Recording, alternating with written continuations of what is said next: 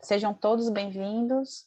Desejar as boas-vindas ao professor Nelson Torro Alves. O professor Nelson, ele é um professor aqui da casa da Universidade Federal da Paraíba. Ele acabou de voltar da França, né? Ele também é professor do programa de pós-graduação em Neurociência Cognitiva do Comportamento aqui da UFPB, além de ser professor da graduação, ele possui graduação em Psicologia e mestrado e doutorado em Psicologia pela Universidade de São Paulo e de Ribeirão Preto, com período de doutorado na Universidade de Barcelona, na Espanha. O professor Nelson, ele foi professor visitante na Universidade de Lorraine, na França, pelo programa da CAPES, e o laboratório do professor é o LACOP, tá? O Laboratório de Ciências Cognitivas e Percepção. Gente, todos os participantes que estão entrando agora, eu queria só passar a instrução que as perguntas que vocês desejarem fazer ao professor Nelson durante a palestra devem ser inseridas nessa opção aí na parte inferior, onde vocês conseguem visualizar 2 balões com a descrição Q e A. No bate-papo, vocês podem conversar e falar o que estão achando de toda a palestra, ok? Esse evento está sendo patrocinado pelo Dr.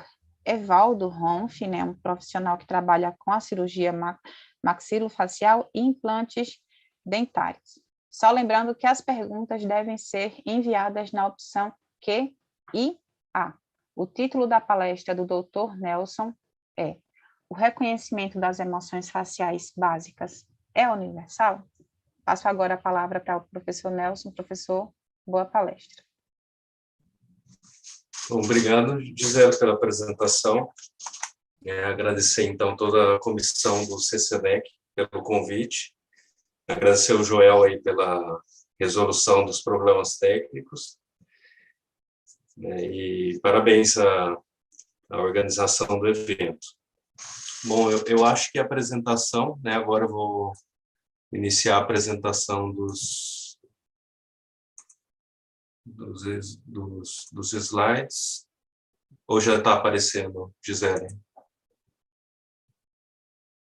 Os slides ainda não estão aparecendo, professor. Certo. Então, iniciei agora. Tá ok? Isso, agora está tudo ok, a gente consegue ver. Joia.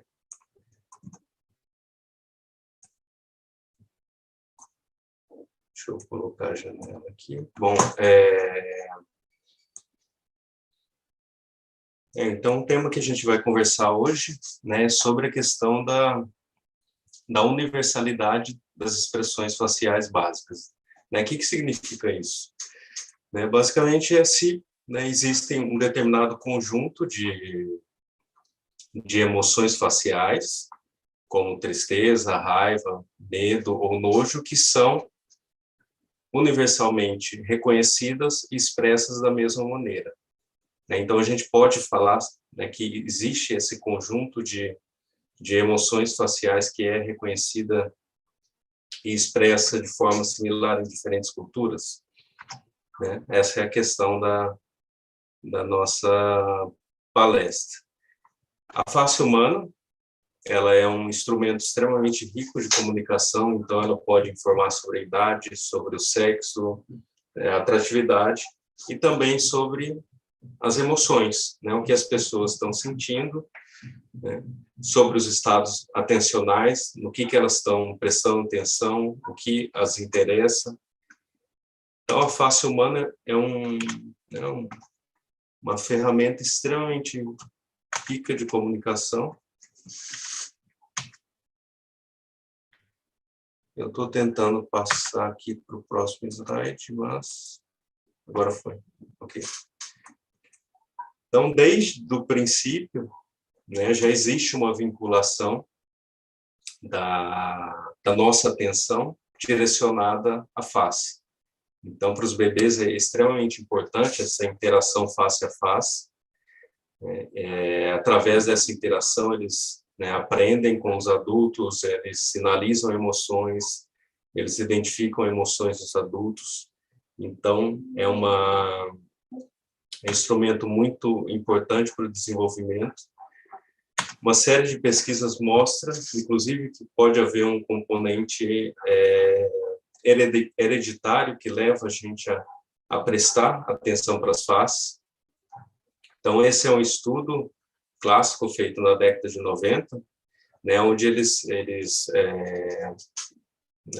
testaram recém-nascidos, né, mas muito precocemente, menos de 1 hora de vida, né? Então, esses recém-nascidos eram colocados no colo aqui da pesquisadora, e ela trabalhou com diferentes pranchetas. Né? Como é que você não pode perguntar para o bebê se, né, que é aquilo, ou se ele gosta daquilo ou não, mas se pode medir, né, o interesse que o bebê tem por determinado estímulo. E ela apresentou diferentes pranchetas, algumas mais parecidas com uma face humana, né? Então, essa daqui, né, realmente com os olhos, com a boca, o nariz. Outras, né, uma versão simplificada de uma face, né, somente 3 quadrados pretos, né, mas posicionados no lugar dos olhos e da boca. E aqui os mesmos elementos de uma forma desordenada. Então, o que eles pensaram? Se existisse um componente hereditário, né, de reconhecimento da face, os bebês deveriam prestar mais atenção nesses estímulos que se assemelham a uma face. E foi isso que ocorreu. Quando eles foram testados, eles olharam por mais tempo para esses estímulos, mesmo a gente sabendo que a resolução espacial que o bebê tem, que a visão do bebê não é tão aprimorada, de tão boa qualidade quanto dos adultos. Né? O sistema visual vai amadurecendo, então, somente após alguns meses eles vão enxergar num nível de qualidade mais similar ao das crianças mais velhas e adultos. Então, isso já indicava que existe um componente, né, hereditário para orientar a atenção para as faces. Né? Esse daqui seria uma representação, né, de uma visão de um bebê, né, recém-nascido, né, e aqui de um bebê que já tem, né, alguns meses de vida. Então, existe uma melhora nessa resolução. Esse daqui foi um outro estudo feito com recém-nascidos de 2 a 3 semanas, onde eles já imitavam os movimentos faciais. Então, vejam só, já existiria uma predisposição para orientar a atenção para a face, né, e fazer imitações dessa face. Né, isso pode subsidiar, lá na frente, o desenvolvimento da linguagem, e é um canal ao mesmo tempo que é um canal de interação social com os adultos. Então, os primeiros estudos sobre as expressões faciais, né, eles não podem ser considerados exatamente científicos no modo como a gente entende hoje, né? Um nome bastante famoso quando a gente fala desses estudos pré-Darwin, antes de Darwin, é um francês chamado Charles Lebrun, onde ele era um artista, na realidade, e ele tentou definir e conceituar as expressões faciais ligadas à emoção. Então, aqui, por exemplo, né, ele representando as diferentes emoções, inquietude, raiva, aqui seria a cólera, né, ou alegria. Então, ele partia do pressuposto de que algumas expressões poderiam ser universais. A explicação sobre elas, por que elas eram universais, né, não estava bem clara, mas, né, pelo modo como ele entendia, algumas expressões seriam universais. Mas ele foi além e tentou também fazer uma relação entre a face e a personalidade. Então, é o que se chama de fisionomia. Né? A partir da face, você produzir uma inferência de como seria aquela pessoa. Mais corajosa, com mais medo, mais ousada, mais tímida. E aí ele fez várias analogias, né, entre a face humana e a face dos animais. Então, por exemplo, né, se fosse uma face mais parecida com a da águia, o sujeito poderia ter uma inteligência mais ressaltada, né, ou poderia ter um sistema visual mais desenvolvido. Então, ele fez uma série de comparações entre faces de animais e humanas, né? Naturalmente, no conhecimento de hoje, né, a gente sabe que é absurdo, que isso não tem nada a ver, né? A face que a pessoa tem, se tem similaridade ou não com o animal, não reflete de forma alguma a personalidade, né? Mas era o conhecimento da época, né, pré-darwiniano. E ele tinha um tipo de explicação que era também pouco embasada, então, sobre a expressão de pavor, né? Ele então tentou explicar por que uma face de pavor tem aquela configuração. Então, por exemplo, nesse caso, ele disse, né, a sobrancelha erguida dá a impressão de que esta quer juntar-se ao cérebro para protegê-lo do mal que a alma percebe. Né? Então, seria uma proteção aí que, né, apareceria na face quando vem o mal. Enquanto o lado abaixado está inchado por influência dos espíritos que vêm abundantes do cérebro, como para cobrir a alma e defendê-la do mal que ela tem. Então, vejam, era uma explicação totalmente intuitiva, né, onde ele misturava também com elementos mais místicos, nessa tentativa de explicar a face. Isso só foi mudar, né? Existem outros autores que também estudavam face, as emoções faciais, mas isso só foi mudar de uma forma mais, né, com um viés mais científico, a partir de Darwin. Então, Darwin, em 1859, ele escreveu sua obra mais famosa, A Origem das Espécies, e alguns anos depois publicou esse livro chamado A Expressão das Emoções do Homem nos Animais. Então, é um livro que vem do desenvolvimento da teoria da evolução, né, que ele propôs aplicado às emoções. Então, por que as emoções surgiram, para que elas servem, né, e como é que se dá a expressão dessas emoções.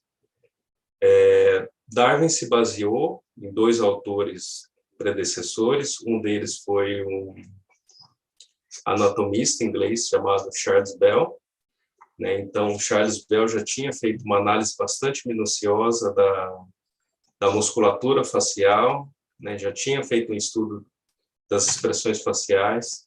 Então, esse é uma gravura dele, né? Identificando os músculos da face. Então, aqui a gente já pode ter uma ideia da complexidade que é a face humana, né? São vários grupos de músculos, né, em torno de pelo menos 40 músculos que podem se mover de forma ou independente ou combinada.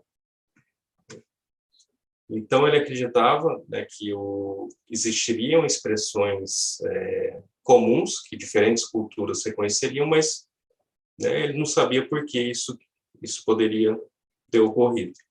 Né? Diferente das línguas. As línguas são totalmente variadas. Se a gente escuta uma língua em neo-árabe, a gente não vai compreender, né? A não ser que tenha estudado, que tenha aprendido, mas a gente não vai ter nenhuma ideia do que eles estão falando. É diferente de assistir, né, um filme num outro idioma que a gente pode fazer inferências sobre o estado emocional. Né? Então, mesmo em chinês, ou mesmo em árabe, ou em russo, a gente pode ter alguma ideia ali de qual seria, né, o sentimento ligado a uma determinada expressão facial. Bom, então, Charles Bell foi o primeiro autor, e o segundo que influenciou o trabalho de Darwin foi o francês chamado Duchenne de Boulogne, onde ele trabalhou com pessoas que tinham perdido a capacidade de movimentar a face. Esse é um dos pacientes que ele estudou, e ele observou que se ele aplicasse uma estimulação elétrica, né, uma corrente elétrica, ele poderia ativar a configuração facial da emoção. Então, aqui no caso, né, estimulando esses músculos aqui, seria o zigomático, ele conseguia reproduzir a expressão de alegria. Aqui é o Duchenne fazendo os testes, né, então, né, com o paciente. Esse paciente específico, ele não tinha sensibilidade, então, na face, então ele não sentia dor também com a estimulação. Aqui com os assessores estimulando os diferentes grupos de músculos. A gente vê assim, parece uma sessão de tortura, né, mas não era o caso.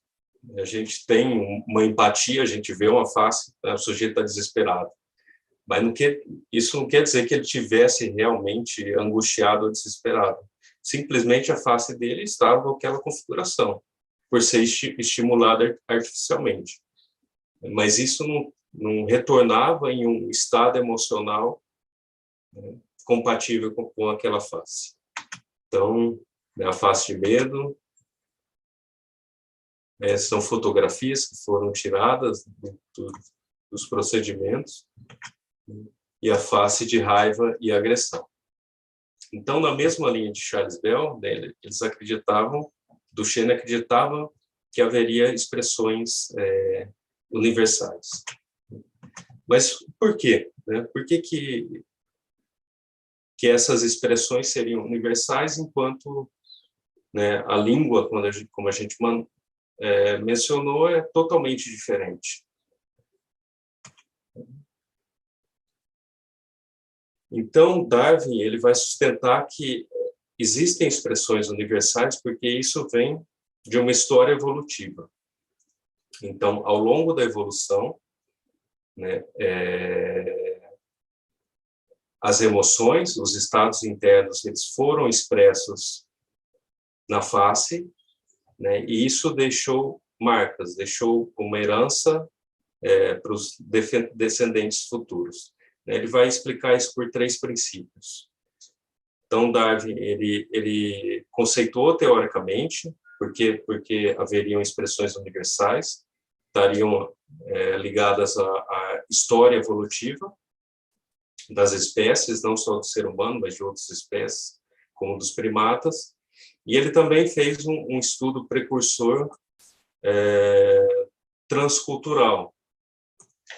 Né, no momento que ele, no navio Beagle, quando ele deu a volta no mundo, né, ele tomou anotações das expressões emocionais, e também, num segundo momento, ele enviou cartas para pessoas que moravam em diferentes partes do mundo, na Nova Zelândia, na China, perguntando como é que as pessoas expressavam as emoções lá.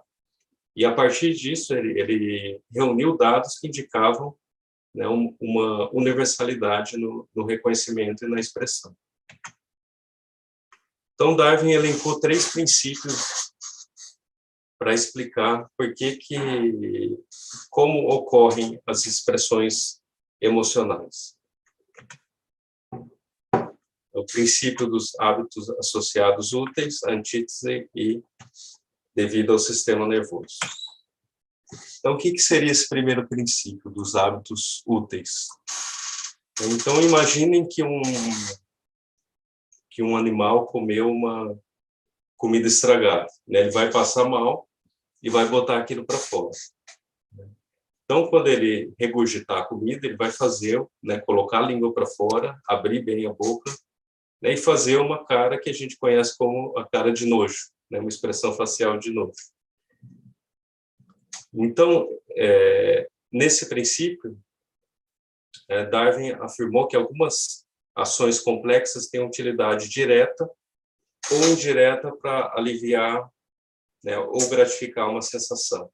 Né? No caso desse mal-estar, né, você colocar a comida para fora, você precisa fazer uma expressão compatível, né, para, né, expelir o alimento estragado. Então, ele diz que, na medida em que os animais, né, repetiram esse comportamento, isso foi incorporado como um comportamento da espécie. A gente, né, existe uma tendência de se contrapor Darwin e Lamarck, mas Darwin baseou vários aspectos na teoria de Lamarck, que em síntese diz que né, os indivíduos aprendem com a experiência, né? E o que eles aprenderam pode ser passado para a geração seguinte. Nesse princípio, então, toda vez que o mesmo estado de espírito é induzido, pela força do hábito, os mesmos movimentos se repetem. Então, né, até hoje, se a gente sente um cheiro ruim, né, isso evoca em nós uma expressão facial de nojo. Tem utilidade naquele momento? Não, porque, né, a gente não vai regurgitar. Ou se a gente sente uma raiva extrema, né, isso evoca uma expressão facial de raiva, né, por exemplo, mostrando os dentes. Tem utilidade naquele momento? Né, a gente não vai morder ninguém, né, mas isso é um hábito que foi incorporado ao repertório de comportamentos da espécie, né, então aquilo ocorre mesmo que a gente não queira. Essa expressão emocional, né, ela ocorre não só na face, mas em todo o corpo. Então, por exemplo, ele cita o caso daqueles cães que, quando eles veem a presa, eles levantam a pata esquerda, né? Isso é genético. Darwin diz, de tanto os antepassados realizarem esse comportamento, isso foi incorporado, né, como um comportamento da espécie. Né? Ele levanta a pata como, né, assim, não vou fazer barulho, né, e vou pensar para onde que eu vou dar o próximo passo. Né? Então, isso foi incorporado como um movimento da espécie. Um outro princípio que ele conceituou foi da antítese. Então, se existe um estado de espírito oposto, vai ser gerado uma expressão oposta. Para alegria, então, se o sorriso é voltado para cima, a expressão de tristeza seria a boca voltada para baixo, né, numa direção oposta. Então, existe uma tendência de realizar ações ou movimentos de natureza oposta, independente da utilidade. Isso acabou sendo selecionado ao longo da evolução. Esses são dois exemplos. Então, um cachorro, né, com intenções hostis, isso nas palavras de Darwin, né, ele pode estar com raiva, né, ou estar com medo, e isso gera também uma resposta de agressividade. Ele vai ter o pelo eriçado, o rabo voltado para cima, né, as orelhas levantadas, enquanto que um cachorro no estado mais dócil, né, as orelhas abaixadas, o dorso curvado, né, a cauda abaixada. Então, Darwin diz que esse tipo de expressão ela foi selecionada simplesmente por ser oposta a um outro tipo. E também existem expressões que estão ligadas, né, fazem parte de uma ação direta do sistema nervoso. Né? Então, não tem a ver com uma seleção ou uma utilidade. Por exemplo, a gente ficar, né, muito alegre ou com medo, com raiva, e começar a tremer. Né? Mas isso vem de uma descarga fisiológica de adrenalina, de neurotransmissores, que não tem uma utilidade prática, o tremor. Mas isso ocorre, né, pela superestimulação dos músculos. Ou ruborizar né, quando fica com vergonha. Isso também ocorre, né, por ter um aumento do afluxo sanguíneo, né, na face. Então, não é algo que foi criado para ter uma utilidade. É simplesmente, né, o resultado do funcionamento do sistema nervoso. Ou contrair os músculos em estado de dor, né, ou a transpiração também. Isso pode sinalizar uma emoção. Então, se a gente vê alguém transpirando, fortemente, a gente vai pensar, o sujeito está muito nervoso ou está muito ansioso. Só que aquilo não, né, não foi feito para sinalizar, mas simplesmente faz parte do funcionamento do sistema nervoso. E nesse conjunto de expressões emocionais, Darwin deu um destaque às expressões do rosto. Então, ele dizia que as expressões faciais humanas eram as mais elaboradas, mas elas tinham uma base, né, um princípio comum com os primatas. Então, já era possível detectar estados emocionais nos primatas, aqui, né, classificando como um macaco com uma expressão plácida, aqui satisfeito, né, e aqui desapontado. Então, já era possível identificar estados emocionais a partir da face. Essas aqui são fotografias do livro de Darwin. Então, ele tentou explicar por que as expressões ocorrem daquela maneira. Né? O choro dos bebês, Darwin falava, é universal. O bebê não precisa aprender a chorar, ele não está imitando o rosto de ninguém. É simplesmente uma predisposição fisiológica, biológica. Isso ocorre da mesma maneira em qualquer parte do mundo. E ele explicava por que os olhos ficam fechados no bebê. Darwin dizia, porque existe um aumento do influxo sanguíneo para a região dos olhos quando você contrai, quando você respira muito baixo, muito rápido. Então, seria uma vantagem evolutiva você contrair os músculos dos olhos para proteger desse aumento do influxo sanguíneo. Seria uma forma de defesa. Isso também ocorre, essa contração dos músculos dos olhos também ocorre em outras emoções. Outras expressões que o Darwin classificou como universais, tristeza, alegria, e também medo, raiva e desprezo ou repugnância. Aqui envolvendo também a parte corporal, a parte gestual. Bom, então as principais ideias de Darwin. Ele tentou explicar, foi a primeira figura. Darwin é um biólogo, ao mesmo tempo vem de um histórico filosófico, mas foi a primeira pessoa a explicar de um modo científico por que existiam aquelas expressões faciais. Ele ligou a história da evolução, a teoria da evolução, e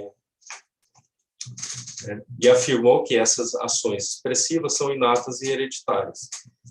Então, por causa disso, elas são universais, tem a ver com o histórico da espécie humana.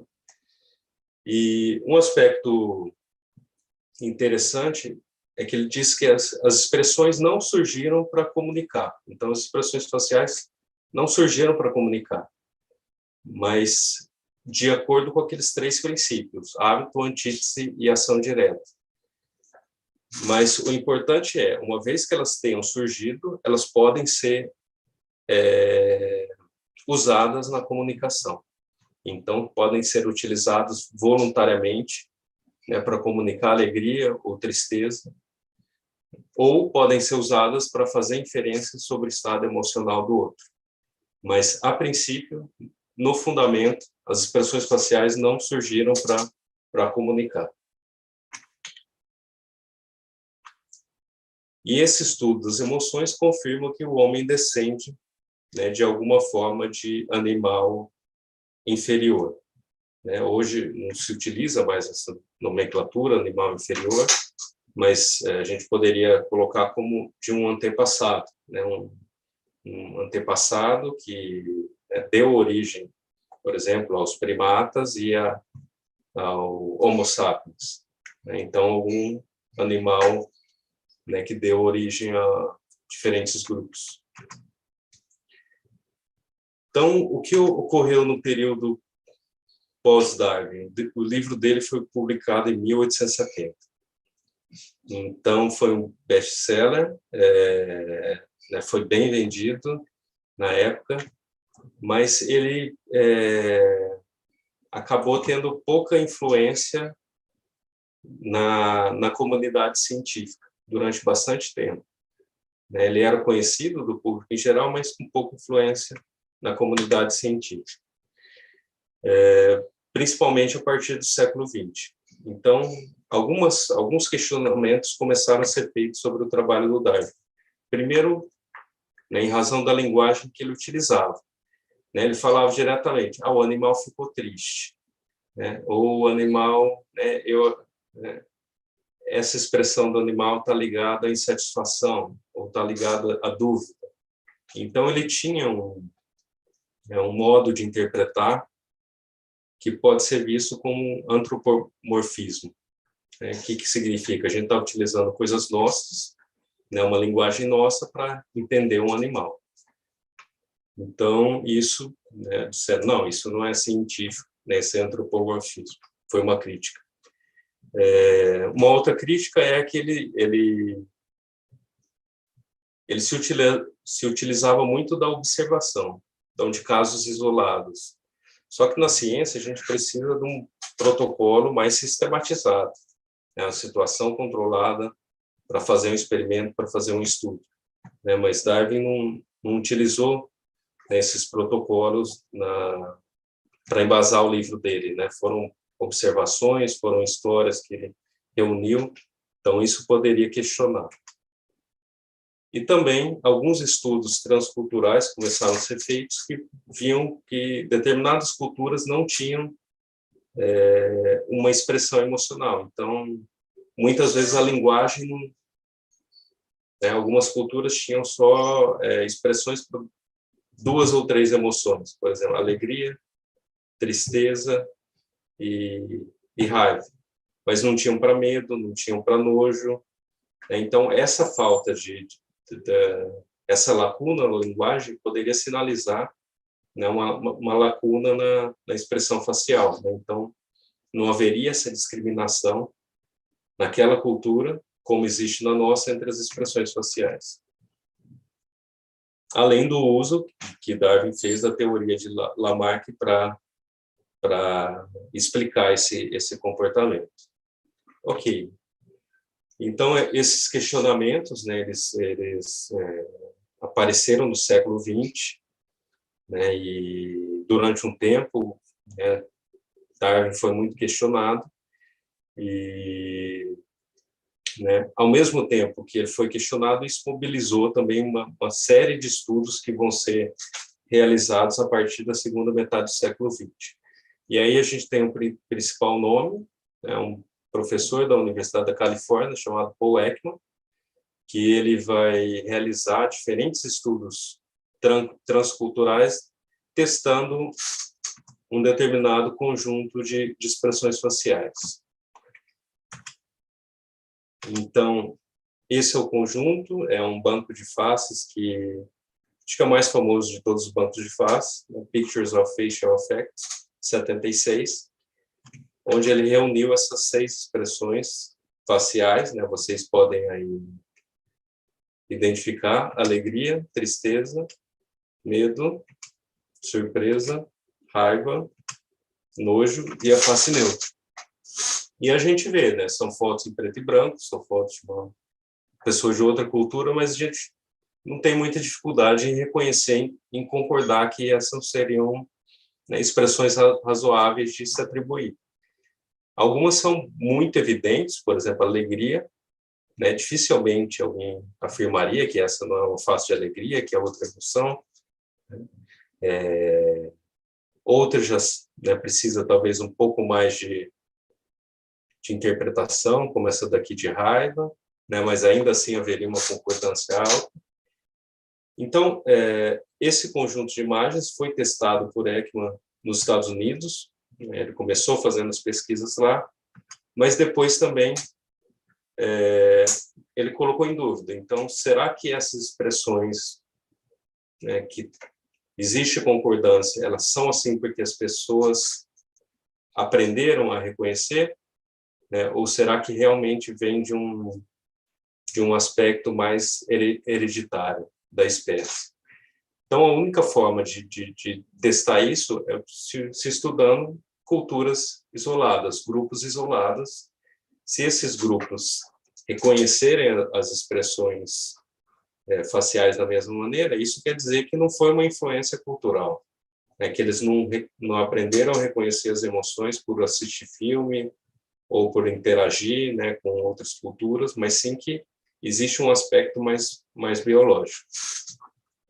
E aí ele foi e conduziu estudos na Papua Nova Guiné, localizado perto da Austrália. Então, nessa região, no século XX, ainda existiam vários grupos que estavam praticamente sem nenhum contato com a civilização oriental, com a civilização também né, ocidental e oriental, né, mas que estavam vivendo há muito tempo isolados, né, com suas práticas, seus costumes de muito tempo atrás, né, de modo muito diferente da nossa civilização. Então, ele para compensar a questão da linguagem, que pode nem sempre contemplar todos os termos emocionais, né, ele criou algumas histórias e perguntou para as pessoas reconhecerem a emoção em função de uma história, né? Reconhecerem e expressarem a emoção, né? Esse daqui é um experimento que ele fez, né, onde as pessoas tinham que fazer uma cara compatível com a história. Então, mostre como estaria a sua face se você ficasse sabendo que o seu filho morreu, né? Colocado assim, de uma forma direta, mas, né, extremamente trágica, uma coisa extremamente grave. Então, ia lá a pessoa e fazia uma cara, né, de tristeza. Como é que ficaria, né, sua face se você encontrasse um amigo? Né? Aqui eu estou colocando só a principal frase da história, mas ela é mais completa, né? A face de alegria. Se você estivesse prestes a brigar. Ou se você encontrasse um animal morto, um animal morto há vários dias, né, que já está em estado de decomposição. Então, Ekman chegou à conclusão que tanto o reconhecimento quanto a expressão, mesmo nesses grupos isolados, eram similares aos nossos. Então, isso dava um forte embasamento à teoria da universalidade das expressões faciais. Bom, seguindo esse trabalho, né, ele criou, junto com Friesen, junto com Hager, né, outros estudiosos das expressões faciais, um sistema de classificação da movimentação dos músculos da face, chamado Facial Action Coding System. É um sistema de codificação das ações faciais. Então, ele identificou os músculos da face, analisou para onde cada músculo movimentava, né, e criou um sistema de código para analisar os movimentos. Então, esse sistema, ele analisa, né, você pode analisar expressões faciais, mas não somente, você pode analisar qualquer tipo de movimento facial, né, inclusive uma piscadela ou movimentos faciais que não estão diretamente ligados à expressão facial, né, abrir a boca, sei lá, quando vai comer, por qualquer razão.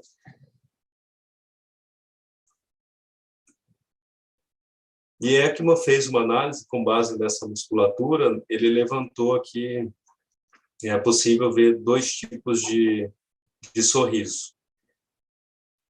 Um sorriso que parece, a maior parte das pessoas tende a dizer, não, esse é um sorriso mais sincero, mais genuíno, e um sorriso mais social. Por que isso ocorre? Né? Isso vem em função do tipo de músculo que é ativado. Então, esse sorriso genuíno, ele conta com a ativação de dos músculos zigomático, esse que repuxa o canto da boca, e o músculo orbicular que, né, comprime os olhos. Então, num sorriso genuíno, a gente tem essa combinação. Já no sorriso social, a gente tem somente a ativação do zigomático. E por que isso ocorre? Né? Por que o sorriso não acontece sempre do mesmo jeito? Então, a explicação para isso é que o sorriso genuíno está ligado a um estado emocional, né, que evoca automaticamente, né, a contração do músculo dos olhos. Isso é uma resposta mais involuntária.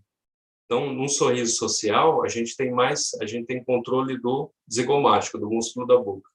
Mas esses músculos dos olhos, eles são mais difíceis de serem controlados voluntariamente. Um ator, por exemplo, ele pode controlar, é um bom ator, mas muitos argumentam que eles controlam induzindo estados emocionais. Então, se você induz um estado emocional genuíno, você pode produzir aquela resposta que está associada à emoção. Bom, então, esse código permite a gente analisar os músculos individualmente e categorizar, consequentemente, os tipos de expressões faciais. Né? Então, a partir desses estudos, a gente poderia afirmar, né, que existe uma concordância perfeita no reconhecimento e na expressão, então todo mundo é igual, todas as expressões são reconhecidas da mesma maneira. Esse foi um conjunto que a gente validou aqui na UFPB, um conjunto de expressões faciais seguindo a linha das expressões faciais básicas de Ekman, né, com 6 emoções mais a face neutra, e a gente aplicou, né, esse conjunto, a gente apresentou através de uma tarefa experimental para estudantes em 3 locais diferentes. Em João Pessoa, em Ribeirão Preto e em Barcelona. Então, o que observamos? Algumas emoções são realmente bem identificadas. Né? Então, alegria, né, tem valores próximos a 100%. A face neutra também é bem identificada, raiva, né, e mesmo surpresa e tristeza com valores acima de 80%. Mas outras expressões são mais difíceis de serem classificadas da mesma forma. Ou seja, as pessoas divergem mais ao classificar uma face que a gente gostaria que fosse classificada como medo. Né? Uns falam que é raiva, outros falam que é neutra, outros falam que é surpresa. Então, a atribuição daqui muda. Existiu diferença, por exemplo, entre os locais, então chegou até a ter uma diferença estatisticamente significativa para as faces. Em Barcelona, eles tiveram uma precisão maior para surpresa do que comparado com o Brasil. Mas o que mais chamou atenção são as diferenças individuais. Então, aqui é um gráfico para alegria, né? E aqui a gente tem um número, esses números que vocês estão vendo, 13, 36, 41, é o número que a gente usou para identificar o participante. Então, existe uma média de classificação para alegria, né, que é alta, né? Então, os 3 grupos dá próximo de 100, mas aqui teve um sujeito, né, que classificou as faces de alegria como corretas em somente 75% das vezes. Aqui, outros participantes que só acertaram em 70% das vezes. Ou seja, embora exista uma concordância geral, algumas pessoas parecem ser melhores ou piores, né? Ou, por alguma outra razão, né, tiveram um viés de atribuição. Então, uma face né, tiveram viés sistemático. Então, toda vez que era facimento, classificava como surpresa. Então, a gente vê a partir daí que existem diferenças individuais, né? A gente pode falar, não, teve um reconhecimento similar, mas tem diferenças entre as pessoas importantes aí para serem consideradas. Né? Isso ocorreu para todas as emoções, aqui para a neutra, mas para as outras emoções também teve grande diferença. Então, por exemplo, esses sujeitos aqui classificaram a face neutra como neutra em menos de 50% das vezes, que é muito pouco. E a gente disse sobre os estudos transculturais de Ekman, de fato, confirmaram, né, que existem determinadas expressões bem reconhecidas, mas outros trabalhos mostram que pode haver um viés metodológico em como se realizam esses estudos. Esse é um trabalho que foi publicado na revista Emotion, 2014, né, onde eles estudaram esse grupo, né, os habitantes da Namíbia, Rimbas, né, uma comunidade tradicional, que eles possuem tradução na língua deles para as palavras inglesas de raiva, tristeza, medo, nojo, e alegria e neutro.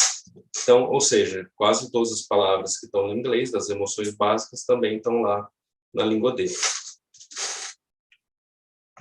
Só que eles fizeram um procedimento diferente, né? Normalmente se apresenta uma expressão facial e o sujeito tem que fazer uma escolha forçada. Que emoção que é essa? Essa é a emoção de alegria, ou é de tristeza, ou é de raiva, e assim por diante. O que eles fizeram aqui foi, eles apresentavam a face, né, as fotos, e falavam, vocês vão agrupar essas fotos por similaridade. Então, os participantes foram instruídos a agrupar as fotos com base na emoção que eles sentiam. Cada pessoa na pilha deveria estar sentindo a mesma emoção. Né? E aí eles poderiam criar quantas pilhas, quantos montes de fotos eles quisessem. O que eles viram foi que, quando se comparou, né, os Rimbas lá da Namíbia e os americanos eles classificavam as fotos muito mais com palavras emocionais, enquanto os Rimbas classificavam muito mais em termos de palavras comportamentais. Então, ele está fugindo, ele está procurando alguma coisa. Então, palavras que não designavam necessariamente a emoção. Então, isso, né, isso mostra que existe alguma diferença no modo como, né, americanos e Rimbas classificam as expressões faciais. Né? Eles classificam, talvez, de forma similar quando é uma escolha forçada. Mas se você trabalhar de uma forma diferente, um procedimento diferente, essa classificação pode também mudar. Um outro aspecto que pode interferir né, o modo como as pessoas classificam é a composição histórica daquele país. Então, esse é um trabalho, né, publicado na PNAS, né, americana, Richlovska, em 2015, onde eles estudaram os históricos de imigração. Então, como é que isso pode ser avaliado, o histórico de imigração? Então, cada país ele foi composto por um determinado grupo ou grupos. Nesse caso, eles analisaram os últimos 500 anos. Então, tem países que receberam muito mais fluxos migratórios, muito mais grupos do que outros. Então, uma comparação de extremos, né, seria os Estados Unidos, que tem muita imigração, né, da Europa, de diferentes partes do mundo, de diferentes partes da Europa, da Ásia, né, da África, e outros grupos com pouca histórico de imigração nos últimos 500 anos, como o Japão. Então, será que esse histórico de imigração muda o modo como se percebe as expressões emocionais? E aí eles trabalharam com dois conceitos. Então, quando a gente olha para o tipo de sociedade, algumas sociedades podem ser consideradas mais homogêneas. O que isso quer dizer? Que elas têm regras mais comuns, né? Uma língua comum, uma prática comum que guia as interações sociais. Então, o Japão é considerado, né, um tipo de sociedade mais homogênea, com regras mais comuns e com relações hierárquicas mais bem definidas. Já outros tipos de sociedades são consideradas mais heterogêneas, né? Então, não tem, né, uma sociedade com muitas línguas, né, com muitos grupos, você não tem um campo comum para guiar todas as interações. Então, nesse caso, nessas sociedades heterogêneas, as expressões faciais vão ser mais importantes, né? Então, o que eles observaram? Em sociedades heterogêneas existe uma tendência a se expressar mais as emoções. Então, Japão, comparado com os Estados Unidos, existe uma tendência maior nos Estados Unidos de expressar as emoções, as pessoas lá expressarem as emoções, comparado com a média dos habitantes do Japão. Então, nas sociedades heterogêneas foi encontrada, né, essa maior expressividade emocional. Então, veja, ainda que exista, né, uma emoção comum, né, existe uma diferença na intensidade da expressão.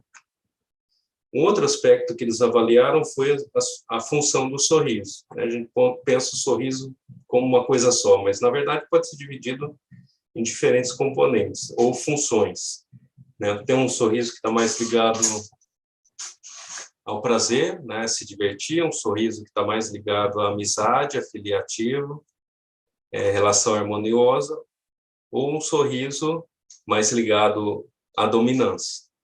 E aí eles, né, compararam os grupos, né, qual que seria a função do sorriso, como é que as pessoas classificaram.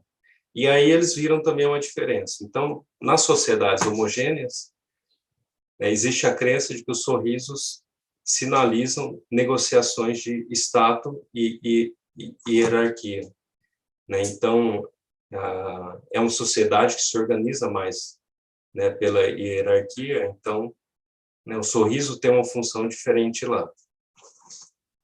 Nas sociedades, né, heterogêneas, os sorrisos estão mais relacionados à vinculação social. Isso é uma crença, né? Isso eles avaliaram através de um questionário perguntando qual que era a função do sorriso para um grupo ou para outro.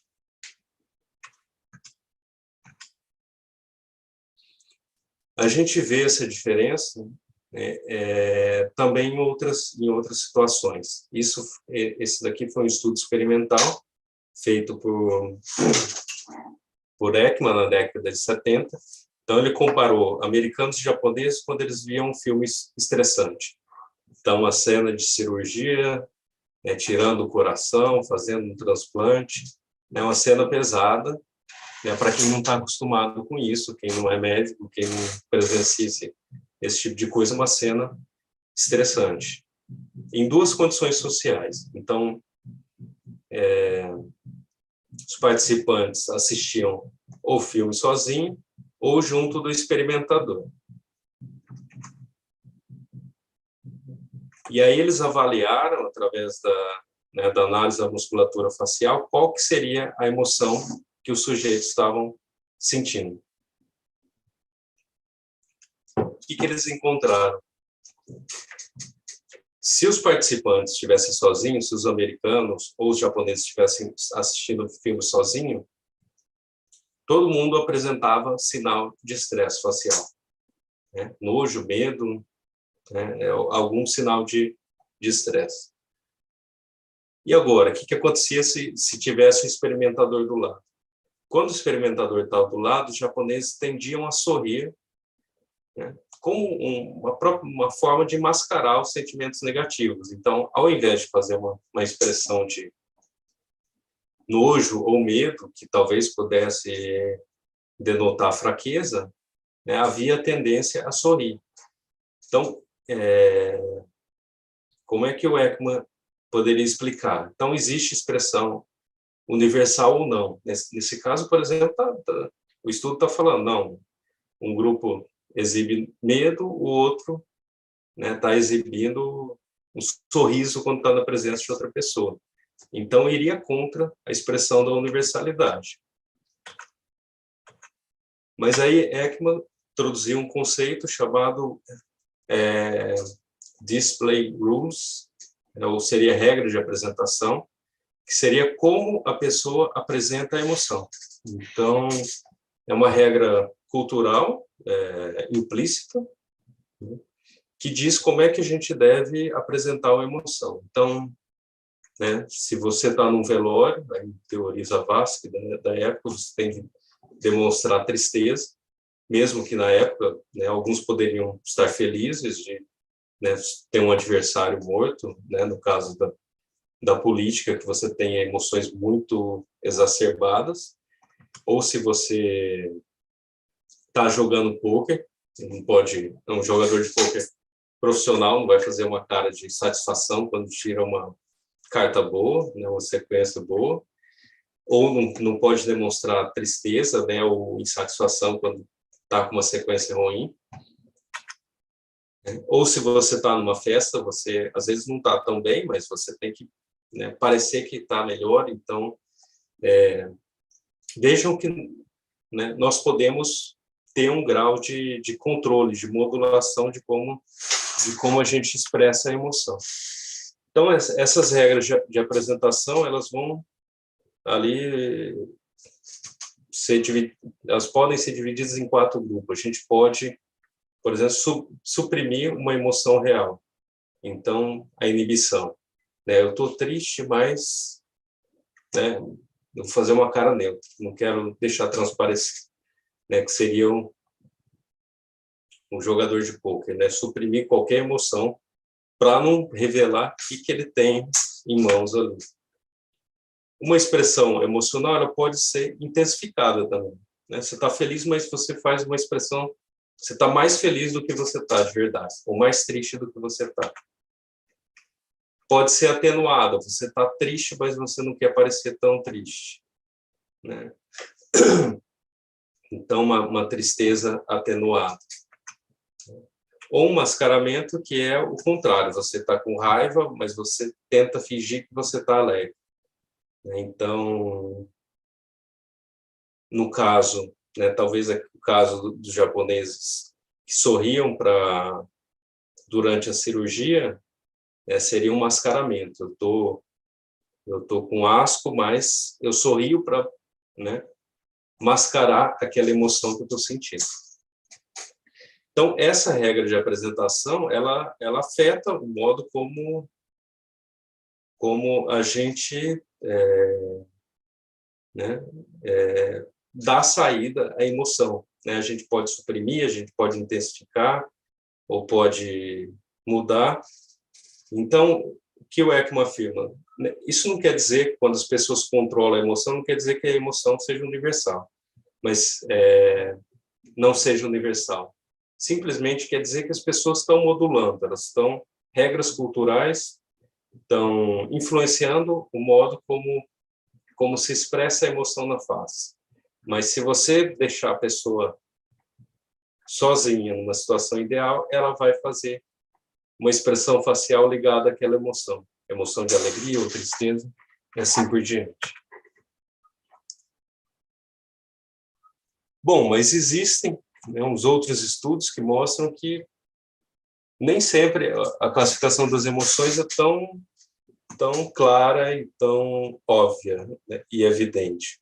Então, aqui, por exemplo, né, o que ela está sentindo? Dor, né, raiva, tristeza, está chorando. Se a gente olha só o rosto dela, né, em geral, a gente tende a ter esse tipo de reflexão.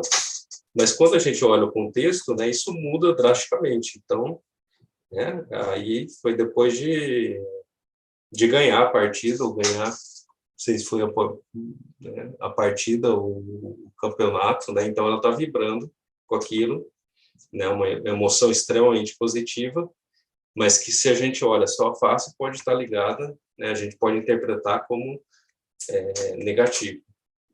Né, isso ocorre também em outros contextos. Né, essas faces a gente vai tender a classificá-las como negativas, né, mas se olhando o contexto, né, isso muda. Né, então, vibrando depois de fazer uma cesta, e aqui, né, chorando por causa da vitória, não por causa da derrota, né, no festival de rock, ganhando um prêmio, e assim por diante. Então, o contexto influencia a forma como a gente interpreta uma emoção facial. Então, alguns aspectos gerais para a gente finalizar. Nem sempre a expressão facial ela está ligada à emoção, né? Então, nesse caso das regras de apresentação, isso pode mudar, né? Os sujeitos podem voluntariamente falsificar uma emoção, intensificar, diminuir. Certas emoções não estão associadas a uma expressão facial. A gente falou aqui em expressões básicas, mas existem emoções que são muito mais sutis, né? Então, a gente pode falar o que é resignação, ou ciúmes, ou, né, outras emoções mais complexas que a gente não é capaz de vincular a uma expressão facial, né? Mas que são emoções que existem. E que existe uma universalidade na percepção e expressão das emoções, mas que é modulada por aspectos culturais e por aquelas normas de apresentação das emoções. Então, Russell coloca que nossa situação seria mais ou menos o seguinte, a questão da universalidade. Né? Existem dois extremos. Em um extremo, onde tudo seria socialmente construído, né? Então, nesse caso, seria 0% de universalidade, cada cultura tem a sua emoção, e um outro extremo onde teria 100% de universalidade com, né, uma relação fixa entre emoção e o movimento facial.